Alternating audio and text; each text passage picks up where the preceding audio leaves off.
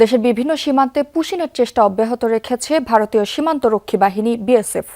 লালমনিরহাটের কয়েকটি সীমান্ত থেকে ৩৩ জনকে পুশিনের চেষ্টা করে বিএসএফ। খবর পেয়ে দ্রুত ঘটনাস্থলে গিয়ে বাধা দেয় বর্ডার গার্ড বাংলাদেশের সদস্যরা। এতে পণ্ডু হয়ে যায় বিএসএফ এর পুশিনের চেষ্টা।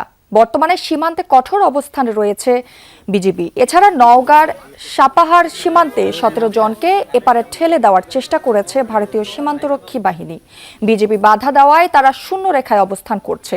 একই পরিস্থিতি পঞ্চগড়ের বড়বাড়ি সীমান্তেও ১০ জনকে বাংলাদেশে পুশিনের চেষ্টা করে বিএসএফ, কিন্তু বিজিবির বাধায় এপারে ঢুকতে না পেরে শূন্য রেখায় ভারতীয় অংশে অবস্থান করছে তারা। এদিকে গতকাল চাঁপাইনবাবগঞ্জ সীমান্ত দিয়ে ২৮ জনকে পুশিনের চেষ্টা করা হলেও বিজিবির কঠোর অবস্থানের কারণে তাদের সরিয়ে নেওয়া হয়েছে ভারতের অভ্যন্তরে।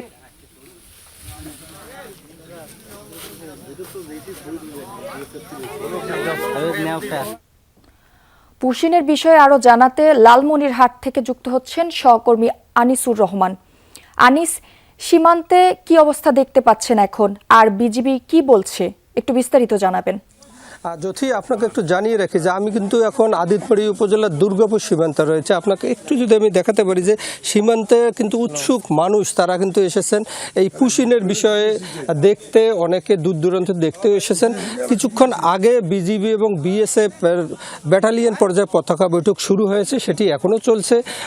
ওনাদের বৈঠক শেষ না হওয়া পর্যন্ত ওনাদের কাছ থেকে আমরা কোনো তথ্য পাচ্ছি না, তবে বৈঠক শেষ হলে হয়তো আমরা কিছু জানতে পারবো বিজিবির কাছ থেকে। আর লালমনিরহাটের ৪টি সীমান্তে কিন্তু আজকে ৩৩ জনকে পুশিনের চেষ্টা করেছে বিজিবি, কিন্তু বাধা দিয়েছে এলাকাবাসী সহ। তারা এখন কিন্তু ভারতীয় অংশেই রয়েছে, ভারতীয় জিরো পয়েন্টের ভিতরে ভারতীয় অংশে রয়েছে।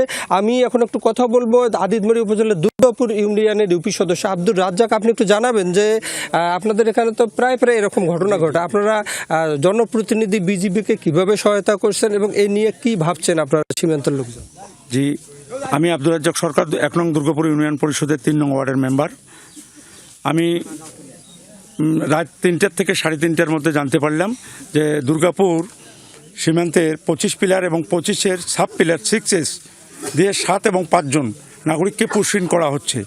তখন আর একজন মেম্বার আছে আমার সহপাঠী ২ নং ওয়ার্ডের মেম্বার মোস্তাকিন আলী, তারা সহ বিজিবিকে জনগণ নিয়ে আমরা হেল্প করি। হেল্প করার পর তাদেরকে আর বাংলাদেশের ভেতরে ঢুকতে দেই না, তারা আছে। এখন ১৫ বিজিবি কমান্ডার সাহেব ওনারা এবং ইন্ডিয়ান সিও পর্যায়ে পতাকা বৈঠক চলছে। আমরা ওখানে যাইনি, আমরা পাশেই আছি দাঁড়িয়ে। এখন পর্যন্ত হয়তো রেজাল্ট পেলে আমরা বলতে পারবো কি হচ্ছে। যদি আপনি শুনলেন যে আসলে এখানকার ইউপি সদস্যরাও আছেন, লোকজন আছেন, তারা সবাই অধীর আগ্রহে আছেন যে কি পতাকা বৈঠকে কি সিদ্ধান্ত, এই বিষয়ে পতাকা বৈঠক হওয়ার পরেই হয়তো বিস্তারিত জানা যাবে। জ্যোতি। আনিস, আপনাকে ধন্যবাদ।